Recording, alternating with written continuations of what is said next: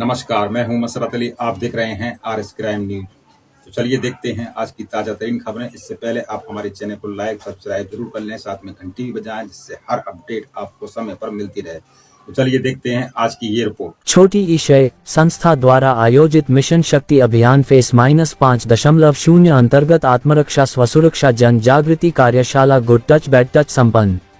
मुख्यालय झांसी उप्र। सामाजिक संस्था नवप्रभात की महिला प्रकोष्ठ कृति अनुशासन निगरानी कमेटी वरिष्ठ जनों के दिशा निर्देश अनुसार उत्तर प्रदेश शासन द्वारा नारी सम्मान, नारी स्वावलंबन, नारी सुरक्षा, महिला कल्याण विषयक जन जागृति अभियान मिशन शक्ति के फेस -5.0 के तहत अपराध मुक्त भारतीय राष्ट्र की स्थापना के लिए संकल्पित भाव से संचालित संस्था महिला हेल्प लाइन वेदना एक दर्द जन संदेश समूह की महिला सदस्यों द्वारा संपूर्ण भारतीय राष्ट्र के अलग अलग महानगरों, शहरों के अनुशासित एवं प्रतिष्ठित विद्यालयों में आयोजित होने वाले आत्मरक्षा प्रशिक्षण शिविरों की श्रृंखला में Nirmala convent girls inter college में आयोजित आत्मरक्षा स्वसुरक्षा जनजागृति कार्यशाला गुड टच बैड टच का शुभारंभ संस्था द्वारा सभी आयु वर्ग के शिक्षार्थियों को स्वयं की सुरक्षा के प्रति सजग शिक्षार्थी सुरक्षित शिक्षार्थी की नीति समझाते हुए संकल्पित भाव से अपनी सुरक्षा बिंदुओं की जानकारी रखकर जीवन शैली में गतिशील होने के आह्वान के साथ किया गया। आत्मरक्षा कार्यशाला की मुख्य अतिथि विद्यालय प्रधानाचार्य सिस्टर पूनम उपस्थित रहीं।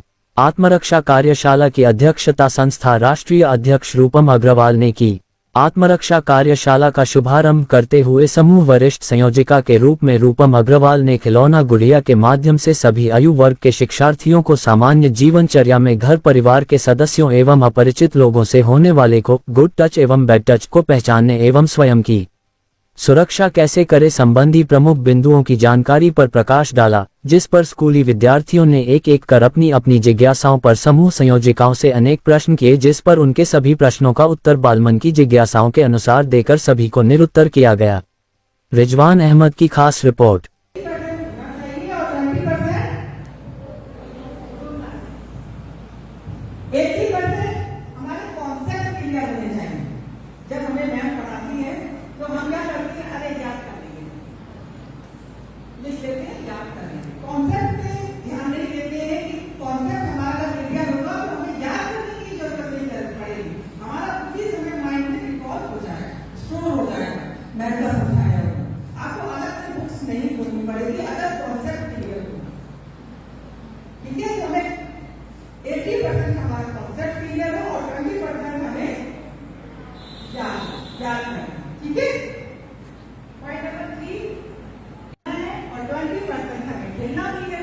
खेलना भी जरूरी है कि नहीं?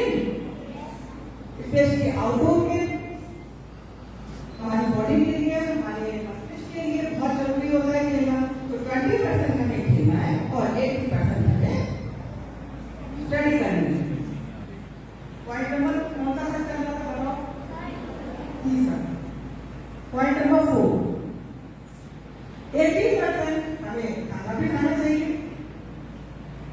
और 20% हमें योगा एक्सरसाइज भी करनी चाहिए। करनी चाहिए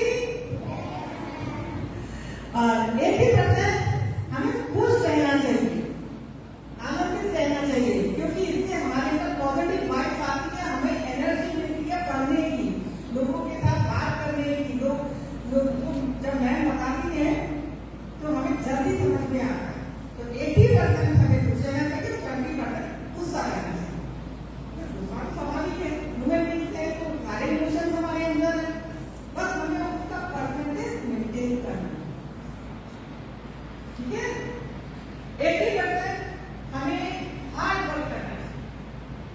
कई बार क्लास में सब तरह के बच्चे होते हैं, कोई टॉपर होता है, कोई मीडियम होता है, कोई लो होता है, कोई एवरेज होता है। तो हम सोचते हैं कि काश हम भी उसी तरह, तो वो आप उसके लिए काश तो बोलते हैं, लेकिन ये नहीं देखो उसके पीछे उसका कितना हार्ड वर्क है। वो ऐसे ही टॉप नहीं है क्लास में, उसने बहुत हार्ड वर्क किया है, बहुत पढ़ाई की है, बहुत मन से पढ़ाई की, तब जाकर वो क्लास में टॉप है। 80% हमें हार्ड वर्क करना चाहिए और 20% हमें सपने देखने चाहिए। सपने देखना भी जरूरी है, क्योंकि सपने नहीं देखेंगे, गोल नहीं बनाएंगे तो हम अपने टारगेट को पूरा कैसे करेंगे? अगर हमारा गोल ही नहीं होगा कुछ, तो हम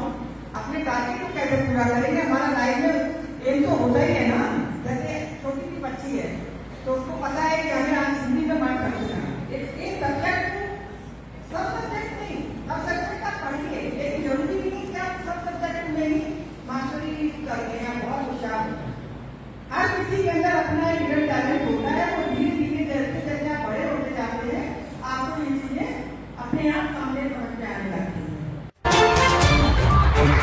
आज समय विशेष में बस इतना ही। कल फिर हाजिर होंगे नई खबरों के साथ। मुझे इजाजत दीजिए। नेहा श्रीवास्तव, धन्यवाद।